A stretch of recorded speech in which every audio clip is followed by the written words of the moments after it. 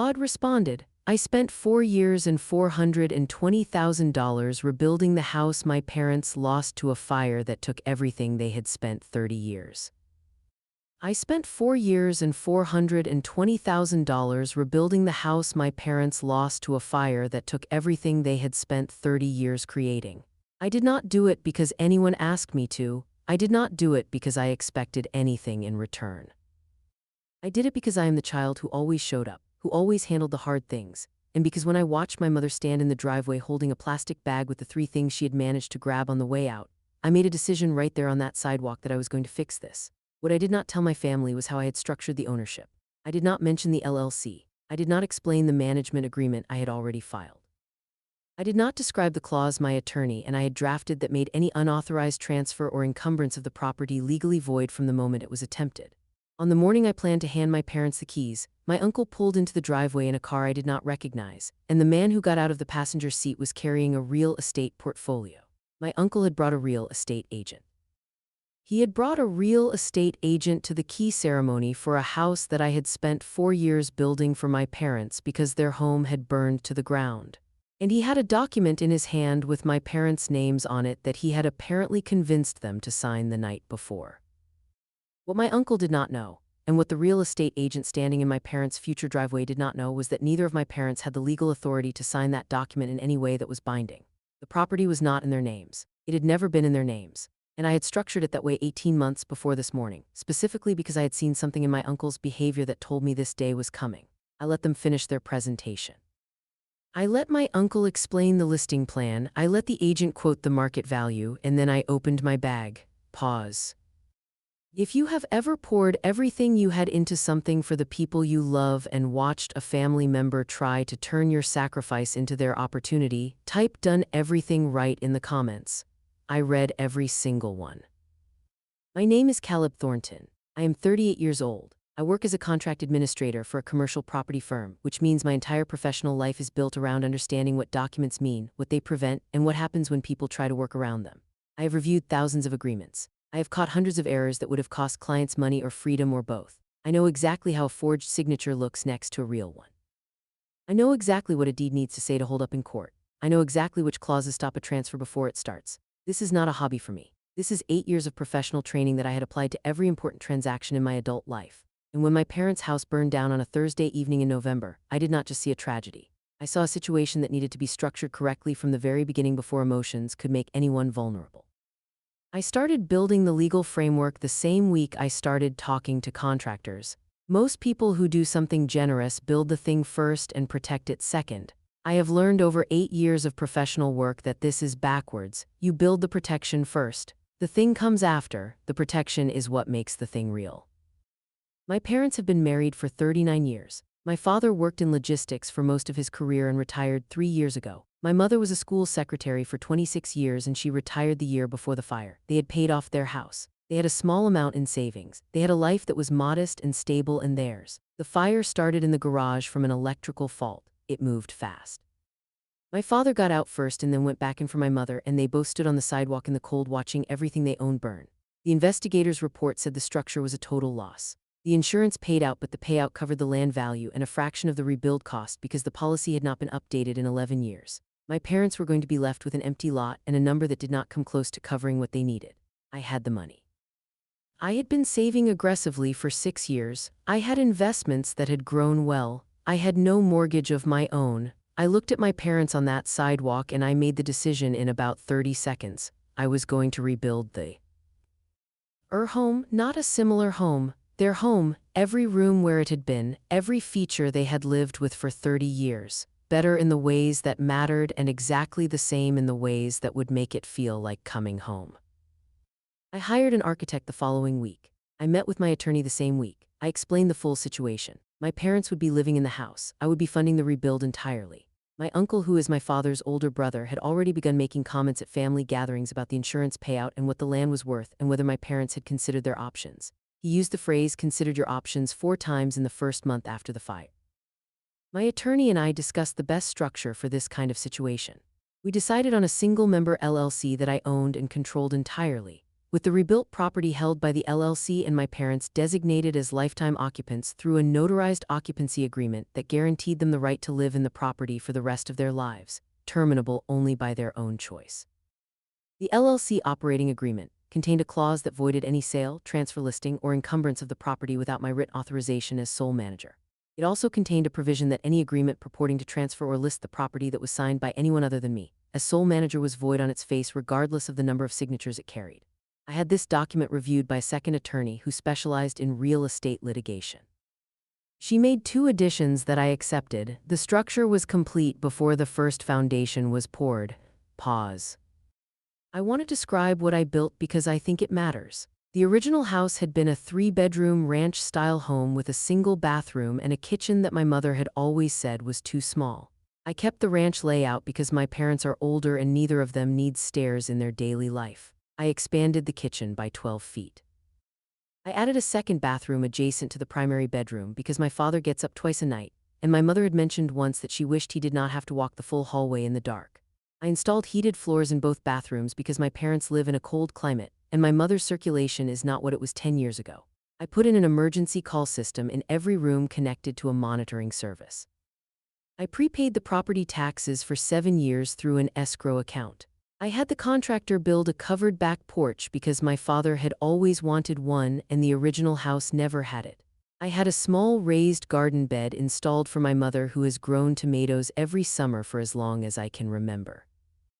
I had the garage rebuilt with better electrical, and I had an automatic backup generator installed so that whatever had caused the original fire could never strand them without power again.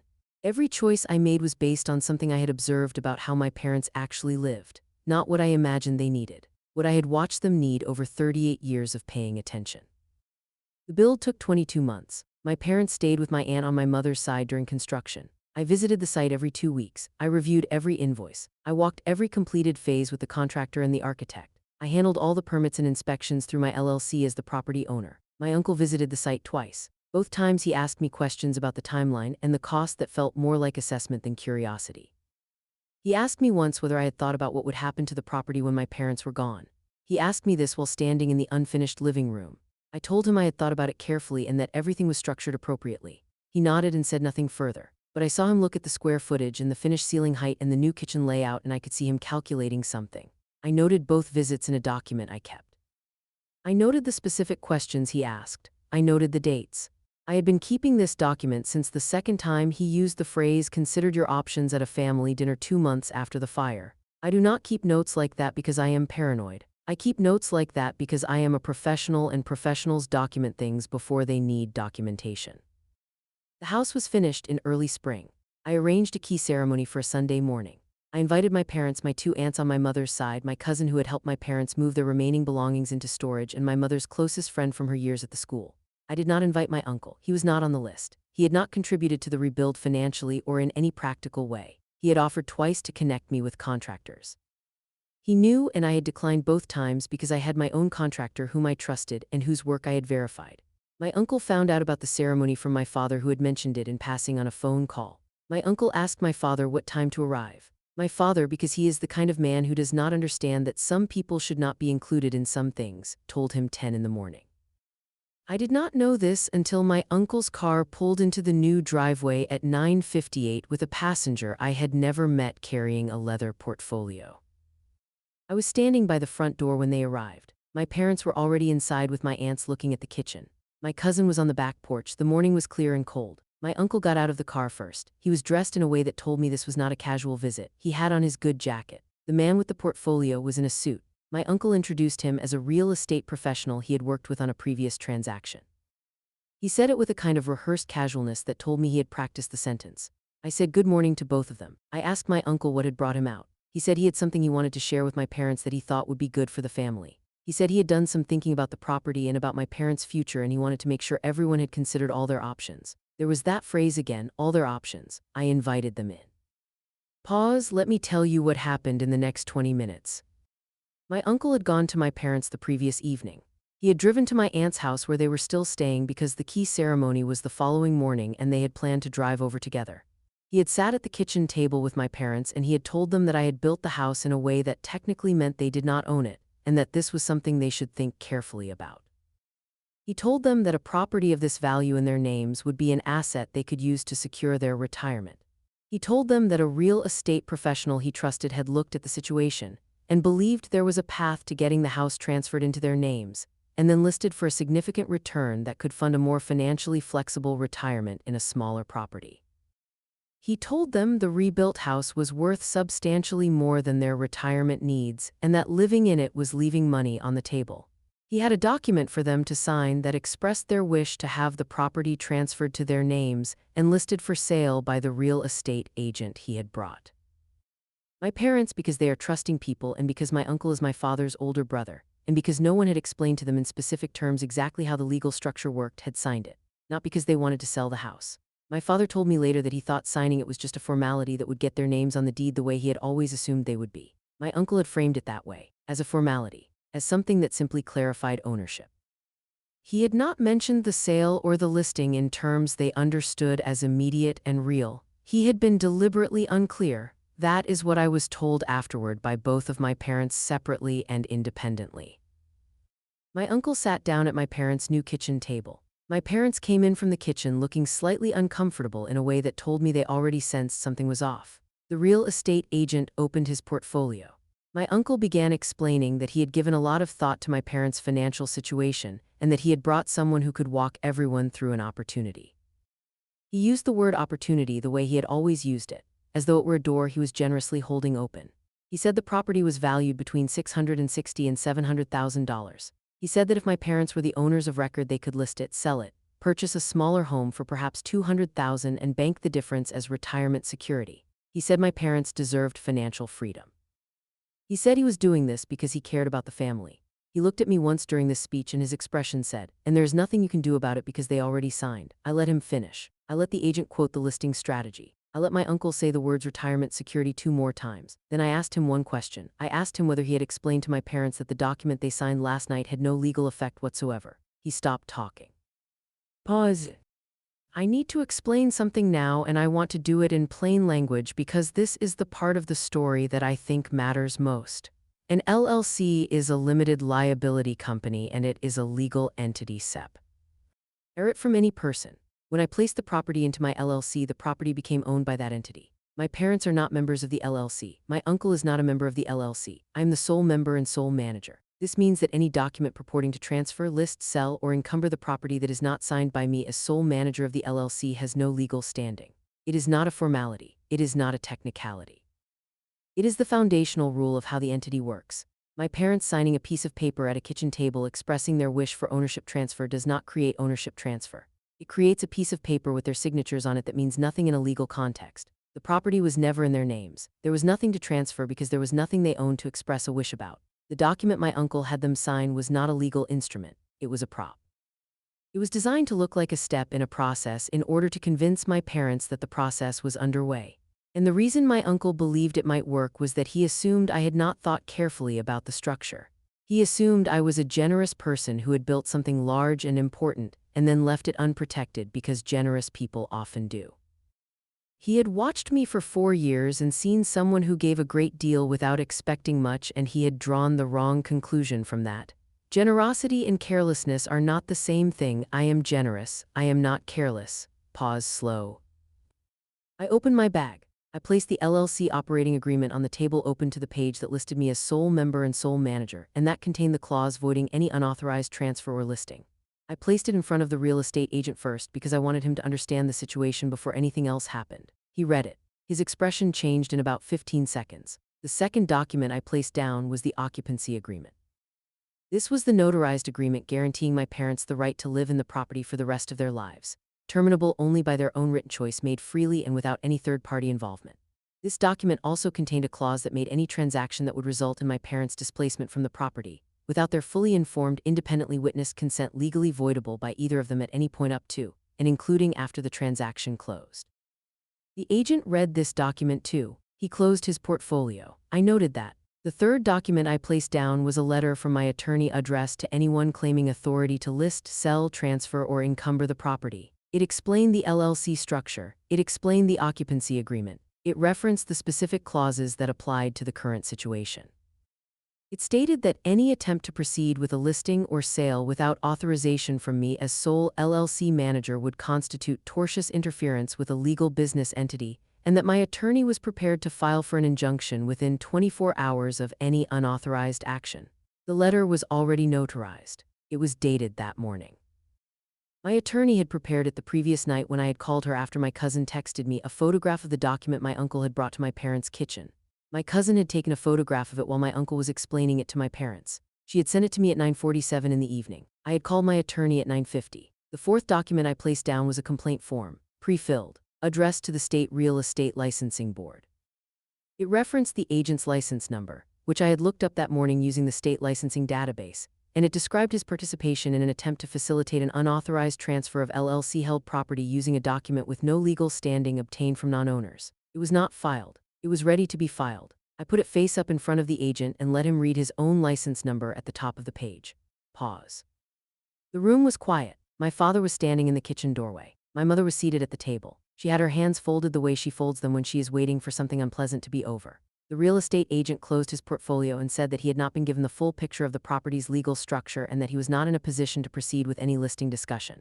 He picked up his portfolio and he stood. He said he was sorry for the confusion. He said it to no one in particular. He walked to the front door and let himself out. I heard his car start. I did not watch him leave. I was looking at my uncle. My uncle sat at the table for a long moment. Then he looked at me and he said what he always says when something he tried to do has not worked out the way he planned. He said he was only trying to help. He said my parents deserved financial security. He said I had built something valuable and it seemed wrong to let that value sit unused when it could be working for the family. He said the word family twice. He said he had always supported me. He said he hoped I understood that his intentions came from a place of care. I let him say all of it. I sat across the table from him the way I sit across from counterparties in contract negotiations when I have already read every document and I am simply waiting for the other party to finish so that the actual work can begin. When he finished, I looked at him for a moment, firm, and then I said this. I built this house for my parents, and every document on this table confirms that it will remain theirs to live in for the rest of their lives regardless of what anyone else believes its value represents. Pause, almost a whisper. My uncle stood up. He straightened his jacket. He looked at my father. My father looked at the counter. My uncle said something about talking later and walked to the door. He paused with his hand on the new door handle, the good solid hardware I had chosen because I wanted the door to feel substantial when you touched it. He pulled the door open and walked out. I heard his car on the new gravel, and then it was quiet. My mother unclenched her hands. She looked at me. She said she was sorry about the document she had signed. She said my uncle had made it sound simple. I told her it was fine. I told her it was already handled. I told her that nothing she had signed affected anything because the structure had been built to handle exactly this. She looked at me for a moment the way my mother looks at things she is trying to fully understand. Then she nodded. She said she wanted to see the kitchen properly now that the other business was finished. She stood up. She walked into her new kitchen and she put both hands flat on the new countertop and she stood there for a long moment just feeling it. My father came and stood beside her. I stayed in the doorway. I did not go in. That moment belonged to them. Emotional. My cousin came in from the back porch and we stood together in the living room while my parents explored the kitchen. She had been the one who texted me the photograph the night before and she knew roughly what had happened. She said she was glad I had been prepared. I told her I was always prepared. She laughed a little. We both watched my father open the cabinet where I had installed the pull-out shelving because I had watched him struggle to reach the back of a deep cabinet for years. He pulled it out. He looked at it, he turned and showed it to my mother. She had the same response she had when I told her about the heated floors, which was a single precise nod that meant this was correct and appropriate and she approved. That nod is one of the best things I have ever seen. I have spent 4 years hoping to see it in this specific house and it was exactly what I expected it to be. Perfect. Small. Hers. The rest of the day went the way key ceremonies should go. My aunts arrived. My mother's friend arrived. My cousin put music on in the living room. Someone brought food. My father sat on the new covered back porch for almost 2 hours and did not say much, which is how my father expresses that something has made him very happy. My mother went to look at the garden bed and stood there for a long time with her arms crossed, and her head tilted slightly to the side the way she looks at things she is planning. She asked me what the soil drainage was like, and I told her I had asked the landscaper specifically about that and the drainage was good. She said she was going to put tomatoes on the left side and herbs on the right side and that she was going to need me to take her to the nursery in about 3 weeks. I said I would take her whenever she was ready. She said good. We did not talk about my uncle again that day. I heard from my attorney 4 days later. She had received no response from my uncle or the real estate agent.